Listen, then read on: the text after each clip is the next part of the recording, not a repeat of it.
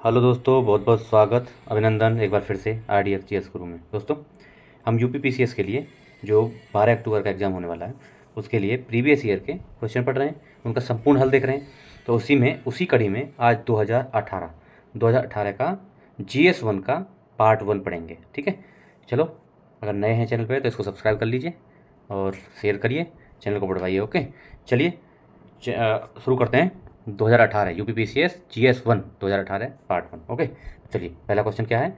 14 जून से 15 जुलाई 2018 तक रूस में आयोजित फीफा विश्व कप में कुल कितनी टीमें हैं। देखो, फीफा विश्व कप ये वाला हुआ था, उससे कोई मतलब, ये तो करंट क्वेश्चन था, छोड़ दो इसको, थोड़ा सा पढ़ाते हैं इसको। ठीक है, तो ये उस टाइम में करंट का क्वेश्चन था, कोई मतलब नहीं है इसको। पहला क्वेश्चन इसके पढ़ते हैं। फीफा विश्व कप कहाँ होगा इस बार, बताओ आप। तो ये अब की बार उत्तरी अमेरिका में हो रहा है। कहाँ कहाँ, अभी 2026 में होगा, तो कहाँ कहाँ होगा। ये होगा उत्तरी अमेरिका महाद्वीप में। कहाँ कहाँ, अमेरिका, कनाडा, मैक्सिको। चलो, दूसरा क्वेश्चन है, निम्न देशों में से किसमें प्रधानमंत्री 11 मई 2018 को रामायण सर्किट। तो रामायण सर्किट उस टाइम ये नहीं था, एक मिनट, सी था, सी यानी नेपाल में उद्घाटन किया था, लेकिन ये उस टाइम करंट क्वेश्चन था। चलो आगे बढ़ते हैं, अगला देखो। उत्तर प्रदेश में पूर्वांचल एक्सप्रेस मार्ग निम्नलिखित में से किस नगर से नहीं गुजरेगा। ये थोड़ा सा देखने वाला क्वेश्चन है, उस टाइम करंट था लेकिन आज भी ये रिलीवेंट है। तो ये एक तो इसको देख लो, कहाँ कहाँ से होके ये गुजरेगा, पूर्वांचल एक्सप्रेस मार्ग। तो ये भैया बस्ती से नहीं गुजरेगा। कहाँ कहाँ निकलेगा देखो, ये लखनऊ से प्रारंभ होके बाराबंकी, अमेठी, सुल्तानपुर, फैजाबाद, अम्बेडकर नगर, आजमगढ़, मऊ होते हुए गाजीपुर तक जाएगा। बस्ती में ये नहीं जाएगा, बी ऑप्शन हो गया। अगला देखो, संयुक्त राष्ट्र के गवर्नमेंट सूचकांक 2018, ये भी करंट का क्वेश्चन है, लेकिन अभी इस साल देखेंगे तो देख लेंगे इसका। तो अनुसार भारत का कौन सा स्थान है। तो ये 18 के अनुसार तो कोई मतलब नहीं है, आज देखो 25 के अनुसार कौन सा है, 2025 में। तो 25 का नहीं आया, सॉरी 24 में आया है, अभी ये लास्ट 24 में आया है। 24 के अनुसार भारत की रैंक कौन सी है, ये 97th रैंक है, 97वीं रैंक है, और 2 वर्ष में जारी किया जाता है। ठीक है, अभी कितनी है, 97th। चलो अगला देखो, निम्नलिखित में से कौन मई जून 2018 में निपाह वायरस, तो उस टाइम पे केरल में फैला था, आज इसका कोई मतलब नहीं, करंट का क्वेश्चन था। अगला देखो, भारतीय राष्ट्रीय डिजिटल पुस्तकालय 2018 में प्रकाश जावड़ेकर द्वारा किस नगर में, तो उस टाइम पे स्थापित किया गया था ये दिल्ली में, आज भी कोई मतलब नहीं है इसका। अगला देखो, 7वां, वैश्विक शांति सूचकांक 2018 के अनुसार विश्व में भारत का कौन सा स्थान है। तो 18 से कोई मतलब नहीं है, वैश्विक शांति सूचकांक 2025 का आया, 2025 का आ गया। इसके अनुसार भारत की कौन सी रैंक है, शांति में 115वां रैंक है हमारा, 115। ठीक है, कितना है, 115। चलो अगला देखो, 8वां, 15वां प्रवासी भारतीय दिवस कब मनाया जाता है, 9 जनवरी को। क्यों, क्योंकि उस दिन 9 जनवरी 1915 को महात्मा गांधी जी अफ्रीका से इंडिया आए थे, इसलिए मनाया जाता है। ठीक है जी, तो 9 जनवरी को मनाया जाता है। तो कहाँ मनाया गया है, उस टाइम 19 वाला कहाँ मनाया गया था, उससे कोई मतलब नहीं, वैसे वाराणसी में मनाया गया था। तो अब की बार कहाँ मनाया गया है, इस बार मनाया गया है इंदौर में। ठीक है, 25 वाला जनवरी में मनाया था, तो इंदौर में मनाया गया है। इंदौर सबसे क्लीनेस्ट सिटी जो है ना, इंदौर उसी में मनाया गया है। 4 जुलाई 2018 को धान की प्रति क्विंटल, धान की कोई छोड़ दो इसको, अब इसका कोई मतलब नहीं, करंट का है। ये देख लेना, रबी की फसलें और खरीफ की फसलें, इनकी जो है MSP देख लेना। ठीक है, इससे क्लियर हो रहा है। निम्न में से किसने जुलाई 2018 में पाकिस्तान का संसदीय चुनाव जीता। तो उस टाइम किसने जीता था, ये जीता था किसने, इमरान खान ने जीता था, हाईलाइट हुआ था। चलो, क्रिकेटर था ना ये। निम्न में से कितने 18 में मैग्सेसे पुरस्कार, तो उससे भी कोई मतलब नहीं है। वैसे उस टाइम था भरत वटवानी और सोनम वांगचुक ने जीता था, सी ऑप्शन था इसका उस टाइम के साथ, सी, लेकिन आज इसका कोई रिलेवेंट नहीं है। अगर अब की देखें, है ना, एजुकेशन के लिए इसने, हाँ, तो भारत का एक एजुकेशन गर्ल्स करके एक वो है NGO, उसने उसे मिला है, और मालदीव की महिला शाखा को मिला है। ठीक है, ये देख लेना करंट वाला, ये कोई मतलब नहीं है अभी। चलो अगला देखते हैं, 12वां, ब्रिक्स शिखर सम्मेलन 2018 है। तो भैया इसका आयोजन अब क्यों हुआ, ब्रिक्स का, तो ब्रिक्स का आयोजन उस टाइम से कोई मतलब नहीं, अभी 25 वाला कहाँ हुआ, तो 25 का आयोजन हुआ है भैया ब्राज़ील, किसमें, ब्राज़ील में हुआ है, ब्राज़ील में। ठीक, चलो अगला देखो, निम्न में से कौन शुक्ल यजुर्वेद, हाँ ये देखो करंट का, ये आ गया स्टैटिक क्वेश्चन, शुक्ल यजुर्वेद की संहिता है। तो वाज स्नेही संहिता, शुक्ल यजुर्वेद है। देखो, यजुर्वेद की 2 शाखाएं, पहले तो एक शुक्ल यजुर्वेद और एक कृष्ण यजुर्वेद। तो शुक्ल यजुर्वेद की संहिता की दो को बोलते हैं वाजसनेयी, शुक्ल वाली को बोलते हैं वाजसनेयी, और शुक्ल यजुर्वेद जो है गद्य और पद्य दोनों में, गद्य और पद्य में दोनों में है शुक्ल यजुर्वेद है, इसकी शाखा को बोलते हैं वाजसनेयी। ए ऑप्शन सही है।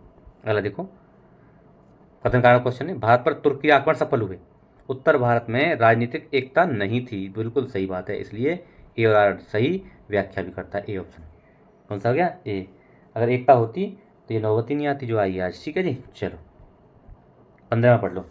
15 में क्या है, अब आपको इनका कालानुक्रम मिलाना है, मतलब कौन सा पहले कौन सा बाद में।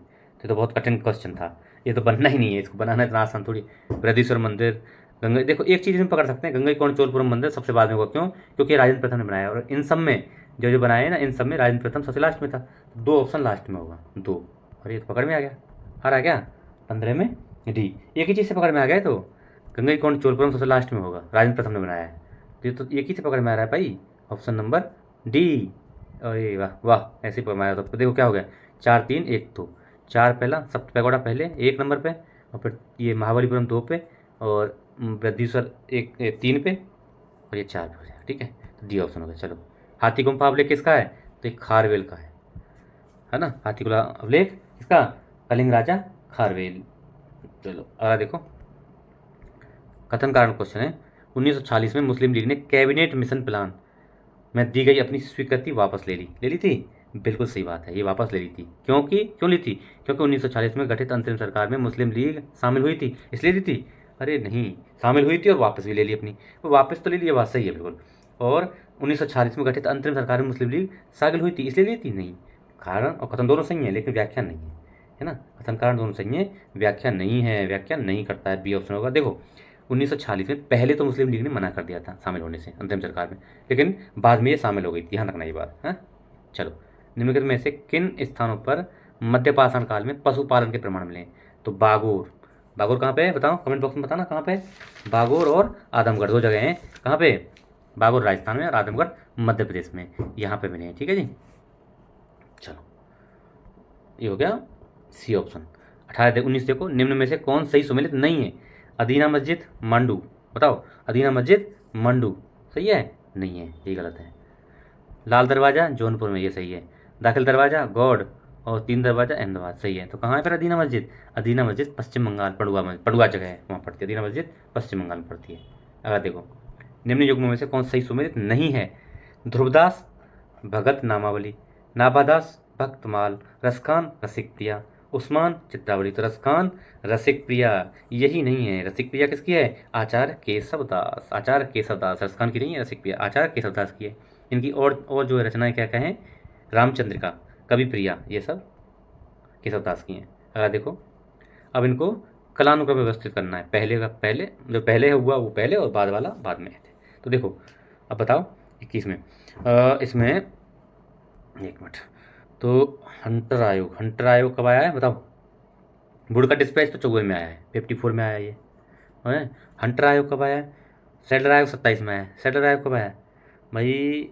सार्जेंट योजना, सार्जेंट 1944 में आई है सार्जेंट योजना, है ना। ये 1854 में आया है बुड़का डिस्पैच, तो बुड़का डिस्पैच 1854 ये। और हंटर आयोग ये वाला जो है ना, हंटर आयोग 82 का है, 1882 का है। तो सी हो गया, फिर ये हो गया, सी और ये हो गया, ओके। उसके बाद सबसे लास्ट में तो सार्जेंट योजना होगी 1944 वाली। सेडलर आयोग, सेडलर तो कब का है? सेडलर आयोग 1917 का है, ये 1917 का है। देखो 44 सबसे लास्ट में ये सार्जेंट योजना, तो डी आएगा, है ना। सबसे पहले हो गया सी 54 में, फिर 82 में हंटर आयोग, CABD है, CABD, ये हो गया डी ऑप्शन। 21 में डी निकला। निम्नलिखित नेताओं को उनके क्रांतिकारी संगठन अभिनव भारत समाज की स्थापना किसने की थी? तो विनायक दामोदर सावरकर साहब ने की थी, है ना। मित्र मेला 1899 किया, और उसी के बाद में इसने 1899 में मित्र मेला नामक एक संगठन शुरू किया था। 1904 में BD सावरकर ने अभिनव भारत की स्थापना की, उसी का नाम बदल दिया था। अगर देखो, युग्मों को सही सुमेलित नहीं है बताना है। संथाल 55 में आया, कोल 31-32 में आया, खासी बताओ 1829 में आया था, बिल्कुल सही है, 1829 में आया था, 29 से लेकर 33 तक रहा था। अहोम, अरे भाई अहोम 28 में आया है, कब आया अहोम गोवर्धन कुमार के नेतृत्व में 1928, 15 नहीं 28 में आया, 28 में आया, ठीक है, इसलिए डी गलत है, डी। अगला देखो 24, कौन भारत का सबसे ऊंचा जलप्रपात? तो कौन है बताओ? 24वें में कुंचिकल जलप्रपात। कुंचिकल भारत का सबसे ऊंचा जलप्रपात है, हैं? कहाँ है ये? कहाँ है बताओ? वैसे कुंचिकल कई जगह पर नौकाली कहीं भी दे रखा है, वैसे कुंचिकल क्वेश्चन में आया तो कुंचिकल आया बी।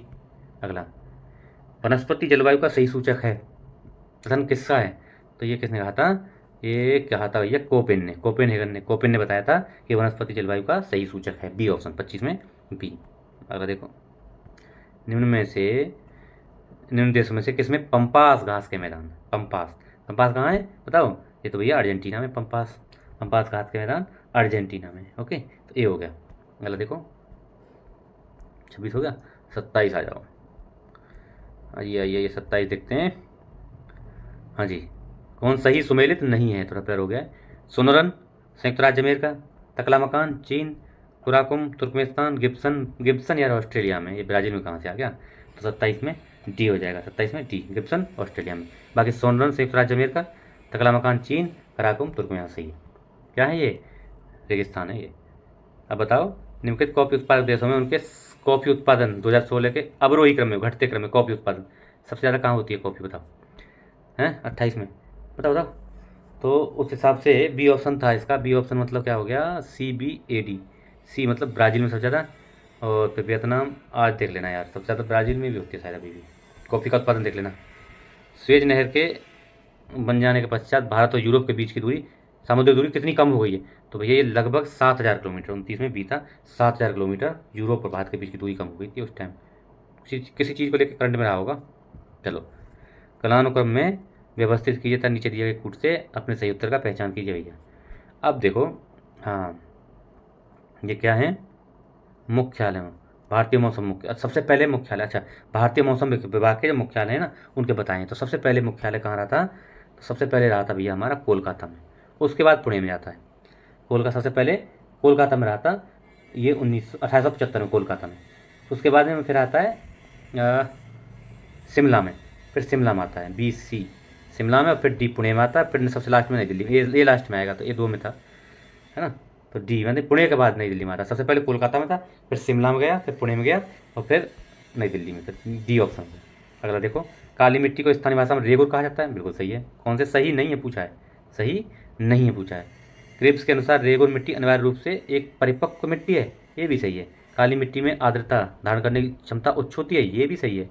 काली मिट्टी हिमालय क्षेत्र में पाई जाती है। नहीं भैया, ये पाई जाती है दक्षिण भारत के लगभग, मतलब मध्य भारत में, दक्षिण भारत में। ये महाराष्ट्र गुजरात इधर के साइड में पाती है, जहाँ पे लावा वाला एरिया है, पठार जो है। मैकमोहन रेखा किस किस के बीच है बताओ? भारत और मैकमोहन चीन के बीच। 32 में ये हो गया। हाँ बताओ। हाँ बिल्कुल सही है, भारत और चीन के बीच। अगला देखो, निम्नलिखित नदियों में से किसके मुहाने पर पक्षी के पंजे की आकृति वाला डेल्टा बनता है? तो मिसिसिपी है। टी याद रखना, ये फैक्ट याद रखना। मिसिसिपी पंछी के पंजे के आकार का डेल्टा बनाती है। जनसंख्या की प्राकृतिक वृद्धि निम्न में से किसका परिणाम है? तो अशोधित जन्मदर और अशोधित मृत्यु दर, ए और बी दोनों सही है। अशोधित जन्मदर, अशोधित मृत्यु दर के कारण प्राकृतिक वृद्धि होती है जनता की। तो कौन सा? ए और बी कौन से में? ए बी डी ऑप्शन हो जाएगा। ठीक है, कौन सा? डी ऑप्शन होगा। 34 में डी। 35 देखो, निम्न में से किसके द्वारा मानव विकास सूचकांक SDI? तो भैया यूएनडीपी द्वारा जारी किया जाता है। ठीक, 35 में हो गया। तो अभी 2025 में भारत की रैंकिंग क्या है? 130 SDI में, और स्कोर 685। 130वीं रैंक है हमारी SDI में, ह्यूमन डेवलपमेंट इंडेक्स में 130।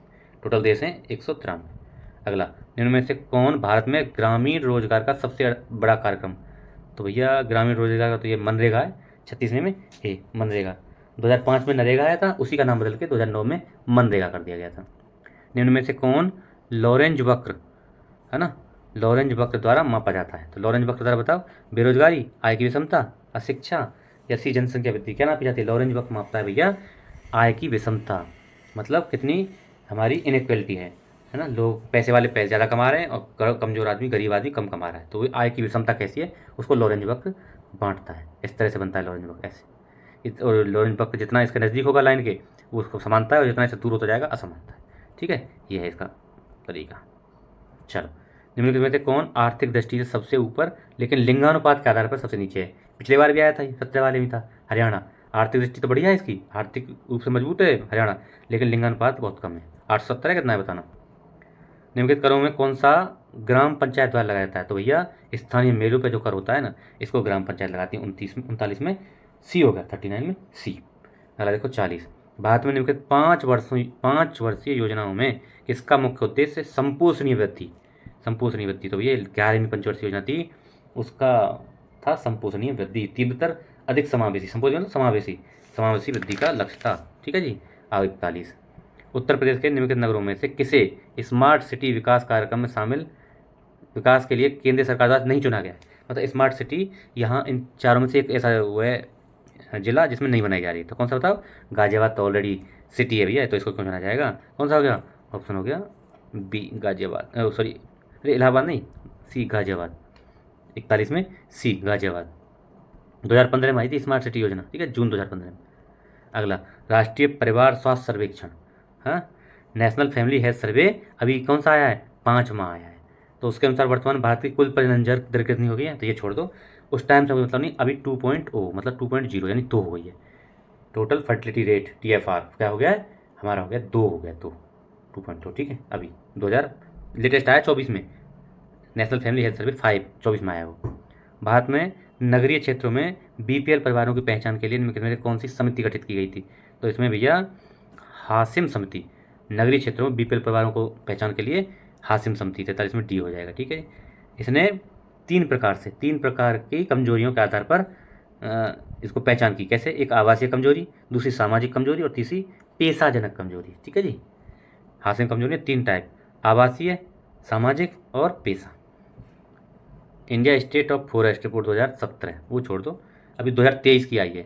उसके अनुसार भौगोलिक क्षेत्र का कितना प्रतिशत वनों से आधारित है? तो ये छोड़ दो, इसमें नहीं, अभी 2023 में आई है इंडिया फॉरेस्ट रिपोर्ट 2023 है, 2023 की। तो जो लेटेस्ट रिपोर्ट है उसके अनुसार देखो 25.17 इतना % एरिया हमारा कवर है वन और वृक्षों से। केवल वन की बात करें तो 21.76 और वृक्षों की बात करें 3.41, दोनों को जोड़ देंगे 25.17 आएगा। भारत में बाघ परियोजना कब हुई, शुरू हुई? मोस्ट इंपोर्टेंट बताओ कब हुई थी? तो 45 में हो जाएगा। देखो 45 में वैसे इसमें से कोई नहीं है, 72 में टाइगर प्रोजेक्ट शुरू हुआ था, है ना, टाइगर प्रोजेक्ट। बाघ परियोजना नहीं आई थी, नहीं बाघ परियोजना, बाघ मतलब टाइगर, हाँ हाँ, तो ये 72 है रखा है इसमें, 73 था, 1973 में शुरू हुई थी, 73 में बाघ परियोजना 1973 में शुरू हुई थी। तो इसमें कोई भी ऑप्शन नहीं था, इसलिए इसको हटा दिया था। निम्न में से कौन मानव जनित जीनोम का उदाहरण है? मानव जनित जीनोम, ठीक है, चलो देखते हैं कौन मानव जनित जीनोम का एक उदाहरण है। तो मानव जनित देख लो ना, फसली भूमि होगी ना, डी 46 में डी, जो मानव के द्वारा तैयार है। बाकी ये नेचुरल है, देखो जलतंत्र, घास मैदान, वर्षावन, ये जो नेचुरल है। मानव जनित कौन सा है? फसली भूमि, फसल वाली भूमि। ठीक है जी, कौन सी? फसल वाली भूमि। चलो अगला देखो, कौन सा आ गया, एक मिनट, 47 में निम्नलिखित में से कौन सा जानवर बिना पानी पिए सबसे लंबी समय तक, सबसे लंबी अवधि तक रह सकता है? तो भैया कंगारू चूहा होता है, ये सबसे ज़्यादा लंबा रह सकता है, डी। भारत का प्रथम national Centre for Marine biodiversity कहाँ पे है? ये जामनगर में, तो भावनगर में बताओ। 48 में बी होगा, Jamnagar, 48 B, National Centre for Marine Biodiversity, Jamnagar, Gujarat. चलिए अगला देखते हैं, दाची गांव राष्ट्रीय उद्यान कहाँ पे बताओ, किसके लिए है? तो कस्तूरी मृग के लिए। 49 में अरे नहीं, एक मिनट, दाचीगाम है कहाँ? जम्मू कश्मीर में, होंगल और कश्मीरी स्टैग, यानी होंगल या कश्मीरी स्टैग के लिए डी। दाचीगाम जम्मू कश्मीर में, और ये होंगल या कश्मीरी स्टैग के लिए, तो डी ऑप्शन हो गया। 49 में डी ऑप्शन हो गया। ठीक, अगला देखो, विश्व जैव विविधता दिवस 22 मई को मनाया जाता है, बी। 50 में बी। अगला देखो, निम्न में से कौन मृदा से संबंधित है? तो एडेफिक पढ़ लिया हम लोग पहले भी, एडेफिक मृदा से संबंधित है, मिट्टी की स्टडी को बोलते हैं एडेफिक। निम्न में से किसमें ओजोन की सर्वाधिक सांद्रता है? तो देखो, ये देखो, सबसे पहले चलो, स्ट्रेटोस्फीयर को बोलते हैं क्षोभ मंडल, और नहीं, ट्रोपोस्फीयर को क्षोभ मंडल, और स्ट्रेटोस्फीयर को बोलते हैं समताप मंडल। तो दूसरा होता है स्ट्रेटोस्फीयर, कहाँ है? तो सी ऑप्शन हो गया, 52 में सी, 52 में सी। ट्रोपोस्फीयर क्षोभ मंडल, स्ट्रेटोस्फीयर समताप मंडल, मीजोस्फीयर मध्य मंडल, और आयनोस्फीयर आयन मंडल। तो ये सी में होता है स्ट्रेटोस्फीयर, यानी समताप मंडल में सबसे ज़्यादा, 35 से 50 किलोमीटर के एरिया, 20 से 35 किलोमीटर के एरिया में ज़्यादा होता है, 50 तक मिलती है। वैश्विक ऊष्मन के फलस्वरूप निम्न में से किसकी बारंबारता और प्रचंडता बढ़ रही है? किसकी है? तो भैया चक्रवात, तूफान, बवंडर सभी बढ़ रहे हैं, डी। 53 में डी। अगला, निम्न में से कौन स्वश्वासन यानी इन सीटू का उदाहरण नहीं है। इन सीटू मतलब वहीं उपचार नहीं होगा।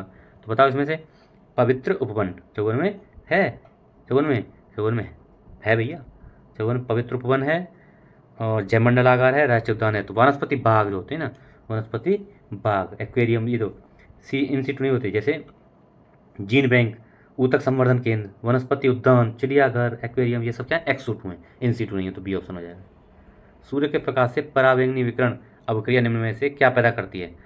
तो ये पैदा करती है, बताओ, सल्फर डाइऑक्साइड पैदा करती है, बताओ, ओजोन पैदा करती है। पराबैंगनी विकिरण सूर्य के प्रकाश से पराबैंगनी विकिरण ओजोन पैदा करती है, ओजोन सी। नॉर्मन बोरलॉग को किस क्षेत्र में नोबेल पुरस्कार मिला था? तो शांति के क्षेत्र में, डी 56 में, डी शांति के क्षेत्र में 1970 में मिला था। अगला, निम्न युग्मों में से कौन सही सुमेलित नहीं है? कौन सा सही सुमेलित नहीं है बताना है।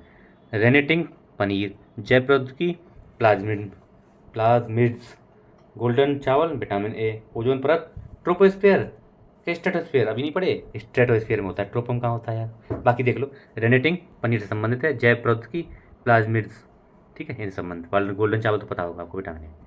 निम्न युग्मों में से कौन सही सुमेलित नहीं है? बांदीपुर राष्ट्रीय उद्यान कर्नाटक, मानस असम में, पेरियार केरल में, सिमलीपाल कहाँ है? अरे भैया उड़ीसा में है, उड़ीसा में है, मध्य प्रदेश में नहीं है, तो इसलिए डी गलत है। अगला, निम्न में से किसे जेवी नार्लिकर के अनुसार अभी तक विज्ञान नहीं माना गया? तो ज्योतिष, जेवी नार्लिकर के अनुसार ज्योतिष को विज्ञान नहीं माना गया। 59 हो गया। अगला देखो 60, हाँ, निम्न में से किसका आविष्कार विलियम रोंटेजन ने किया था? तो किसने किया, किसका किया था? तो ये एक्सरे का, विलियम रोंटेजन ने एक्सरे का आविष्कार किया था। 60 में बी, डीएनए की द्विखंडीय संरचना किसके द्वारा बताई गई थी? वाटसन और क्रिक, ये तो भाई बहुत बार पढ़ चुके हैं। 61 में बी, वाटसन और क्रिक ने बताया था कि डीएनए की द्विखंडीय संरचना होती है।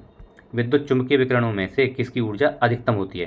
तो एक्स किरणों की। जिसकी फ्रिक्वेंसी कम, ऊर्जा ज़्यादा, मतलब उसकी तरंग जो रेंज है ना, वो जो तरंग किरण है वो कम होती है, उसकी मतलब एनर्जी ज़्यादा होती है। तो डी हो गया। 62 में डी, एक्स किरण। इससे ज़्यादा गामा की होती है ना, क्योंकि गामा है नहीं ऑप्शन में, तो हो गया डी। ठीक है जी, चलो, तो डी हो गया। अगला देखो 63, मीथेन निम्न में से किससे निकलती है, उत्सर्जित होती है? मीथेन किससे निकलती है? धान के खेत से, दीमक की बॉम्बी सबसे निकलती है, ए और बी दोनों से निकलती है। सी ऑप्शन हो गया 63 में, सी। अगला देखो, निम्न कथनों में से, निम्न तथ्यों में से कौन अर्धचालक है? तो सिलिकॉन, है सिलिकॉन, जर्मेनियम, ये सब क्या है, अर्धचालक हैं। 64 में हो गया बी। अगला देखो 65, भारत के संविधान की प्रस्तावना में कितने प्रकार के न्याय? तो सामाजिक, आर्थिक और राजनीतिक, 3 प्रकार के न्याय, 3। और स्वतंत्रता 5 प्रकार की हैं, 5 प्रकार की स्वतंत्रता। कौन कौन सी बताओ? हाँ, 5 स्वतंत्रताएँ, विचार, अभिव्यक्ति, विश्वास, धर्म और उपासना की स्वतंत्रता, 5। और समानता, अवसर, 2 प्रकार की समानता है ना, अच्छा 2 प्रकार की है ना, प्रतिष्ठा और अवसर की समानता, 2 प्रकार की समानता, और 1 प्रकार का भातृत्व है। तो 5, 3, 5, 2, 1, 3, 5, 2, 1, ये हो गया ए ऑप्शन 65 में ए। अगला देखो 2017 के राष्ट्रपति चुनाव में यूपीए का उम्मीदवार कौन था? अब देखो ये कोई मतलब नहीं, अभी आप देखो उपराष्ट्रपति साहब का चुनाव हुआ है, तो उस टाइम का करंट का क्वेश्चन था। अभी इसमें सीपी राधाकृष्णन साहब जीत गए, अब रेड्डी साहब उसके इंडिया गठबंधन के होते उम्मीदवार। ठीक है, तो ये थोड़ा देख लेना, करंट का क्वेश्चन है। नीति आयोग का प्रथम उपाध्यक्ष कौन था? कौन थे प्रथम उपाध्यक्ष बताओ? नीति आयोग बना था जब, तो सबसे पहले कौन बने थे? अरविंद पनगड़िया बने थे, बताओ। 67 में, बिल्कुल सही है, अरविंद पनगड़िया पहले उपाध्यक्ष थे इसके। ठीक, ए याद रखना, ये सदा क्वेश्चन इंपॉर्टेंट ही रहेगा। निम्न में से कौन सा भारत में भाषा के आधार पर बना पहला राज्य? आंध्र प्रदेश था, 1956 का अधिनियम आया था, है ना, उसके तहत 1953, पहले बन तो 53 में ही गया था, लेकिन 56 के अधिनियम के तहत बना था। ठीक है, तो आंध्र प्रदेश था। निम्न में से कौन सा एक संविधानेतर संस्था है? संविधानेतर मतलब संविधान से इतर, संविधान एक संस्था नहीं है। तो देखो, निर्वाचन आयोग संवैधानिक है, वित्त आयोग भी है, संघलोक सेवा आयोग भी है, नीति आयोग नहीं है, डी। 2 क्वेश्चन तो नीति आयोग से आ गए हैं। सरकारी आयोग की संस्तुतियाँ, सरकारी आयोग फिर आगे देख लो। निम्न में से किससे संबंधित हैं? केंद्र राज्य संबंध, डी ऑप्शन 70 में, डी। हर बार आ रहा है क्वेश्चन इससे, है ना, 1983 में आया था। कौन कौन थे इसमें? R S Sarkaria, P Subramaniam और एस आर सेन, ये 3 लोग थे। सर्वप्रथम संसदात्मक सरकार की किस देश में बनाई गई थी? संसदात्मक सरकार तो ब्रिटेन में बनाई गई भैया, ए। 71 में ए, ये तो कोई पूछने वाली चीज़ नहीं है। अगला देखो 71 हो गया, आइए देखते हैं। हाँ जी, 72, 72, निम्नलिखित में से किससे संबंध में राज्यसभा का अनन्य अधिकार है? तो भैया एक नई अखिल भारतीय सेवा के सृजन में अनुच्छेद 312 के तहत राज्यसभा विशेष बहुमत से यह पारित कर दे कि नई अखिल भारतीय सेवाएं सृजित करने की आवश्यकता है, तो संसद तो ये फिर नई अखिल भारतीय सेवाएं क्या होंगी, प्रारंभ कर दी जाएंगी। ठीक है, अनुच्छेद 312 में ये बात 312, ओके 312 याद रखना 312। अगला चलो 72 हो गया। 73 भारत के संविधान के किस भाग में हम नागरिकता के संबंध, तो भाग 2 में अनुच्छेद 5 से लेकर 11 तक में नागरिकता के बारे में बताया गया। ठीक है, तो ये होगा ऑप्शन बी। ओके जी, हाँ 312 में उसमें दिया है और 2/3 बहुमत होना चाहिए। लेकिन भारतीय संविधान में भारत की आधिकारिक भाषा में भारतीय संविधान में भारत की आधिकारिक भाषा में जुड़े प्रावधानों में संसद संशोधन कर सकती है। मतलब भारतीय संविधान में भारत की आधिकारिक भाषा में जुड़े प्रावधानों में संसद संशोधन कर सकती है। इनमें से किस चीज़ से, अपने सदस्यों के साधारण बहुमत से, 2/3 बहुमत से, 3/4 बहुमत से, या 1/3 सदस्यों के बहुमत के द्वारा। तो बताओ 74 में ए ऑप्शन, अपने सदस्यों के साधारण बहुमत द्वारा। देखो अब इसको थोड़ा सा समझ लो। अनुच्छेद 341 बोलता है संघ की राजभाषा हिंदी होगी और लिपि देवनागरी होगी। 343 का 2 बोलता है कि इस संविधान में प्रारंभ के 15 वर्ष के तक संघ की शासकीय प्रयोजन के लिए भाषा अंग्रेजी होगी, 15 वर्षों के लिए, यानी 50 से लेकर 15 वर्ष 65 तक, और आगे भी इसको साधारण बहुमत से बढ़ाया जा सकता है। ठीक है, ये हो गया ये ऑप्शन। अगला देखो, बिना अनुमति के कितने दिन संसद से अनुपस्थित रहने पर किसी सांसद को अयोग्य ठहरा दिया जाएगा, तो 60 दिन। लेकिन उसमें 4 दिन से अधिक के लिए अगर सत्तावसान हो गया है तो वो दिन काउंट नहीं होंगे। निम्न गवर्नर जनरलों में से किसने कांग्रेस को अत्यधिक अल्पसंख्यक लोगों के प्रतिनिधित्व करने वाली कहकर पुकारा, मतलब उपहास किया था उसका, अत्यधिक कम लोगों का ये प्रतिनिधित्व करती है ऐसे बोला था। तो डफरिन के टाइम पे ये बनी थी। डफरिन ने ये मजाक उड़ाया था इसका कि ये तो कितने लोगों की, ये तो बहुत अल्प लोगों का प्रतिनिधित्व करती है, क्या करेगी ये। आगे देखिए इसी ने जो है ना, कांग्रेस ने हिला के रख दिया था ब्रिटिश सरकार को। ये ऑप्शन ढींग एक्सप्रेस, तो उस टाइम का करंट का क्वेश्चन है, ये हेमा दास थी, है ना, हेमा दास का नाम था ढींग एक्सप्रेस, करंट का क्वेश्चन है ऐसे। मैरी कॉम को हाल ही में सितंबर 2018 निम्न में से किसका ब्रांड एम्बेसडर, तो देखो ब्रांड एम्बेसडर भी पूछे जाते हैं, तो उस टाइम पर किसका बनाया था, तो 78 में वैसे पूछ, इसको मतलब तो है नहीं, स्वच्छ भारत का बनाया गया, नहीं सॉरी इसका BSNL का बनाया था, BSNL का ना। अगला देखो, समलैंगिकता संबंधी सर्वोच्च न्यायालय के निर्णय निम्न में से किससे संबंधित है। समलैंगिकता मतलब जो समलैंगिक संबंध है ना, उसके ऊपर सर्वोच्च न्यायालय का निर्णय आया था। तो ये पूछ रहा है इनमें से वो किससे संबंधित है, तो भारतीय दंड संहिता की धारा 377 को कुछ पार्ट को उसने खत्म कर दिया था इस निर्णय ने। ठीक है, उससे संबंधित था। कौन सा हो गया, 79 में हो गया ऑप्शन ए, 79 में ऑप्शन ए। अब आ जाओ 80, सुपरसोनिक क्रूज मिसाइल ब्रह्मोस, नाम सुना है ब्रह्मोस, इसको करंट का क्वेश्चन है। ब्रह्मोस अभी लखनऊ में इसका जो बनाने का जो एक प्रोजेक्ट तैयार किया ना, प्रोजेक्ट बन रहा है, कहाँ पे तैयार हो रहा है, लखनऊ में अभी बन रहा है। ठीक है, ये ध्यान रखना, अभी करंट का भी क्वेश्चन है, ये आ सकता है question. Supersonic cruise missile BrahMos निम्न में से किसका एक संयुक्त उपक्रम है, तो ये भारत और रूस। ठीक है, 80 भारत और रूस। देखो भारत की ब्रह्मपुत्र नदी और रूस की मस्कटवा उनके नाम पर ब्रह्मोस नाम रखा गया। ठीक है, ब्रह्मोस। ठीक, तो चलो आज ये 80 क्वेश्चन का रोकेंगे पार्ट 1 को, फिर इसको कल कंप्लीट करेंगे पार्ट 2 से बाकी 70 बचे हुए क्वेश्चनों को। ठीक है, तो अगर चैनल पर नए हैं तो भैया शेयर करो इसको, थोड़ा लाइक करो, सब्सक्राइब बढ़वाओ, आप भी सब्सक्राइब करो, अगर नए पहली बार देख रहे हो तो थोड़ा चैनल को बढ़वाइए, कोशिश करिए, है ना, कंटेंट में दे रहा हूँ आपको, मेहनत कर रहा हूँ, थोड़ा मेरी भी हेल्प करिए। Okay, thank you so much, करिए यार, थोड़ा सा सपोर्ट करिए। Okay, thank you so much, जय हिंद।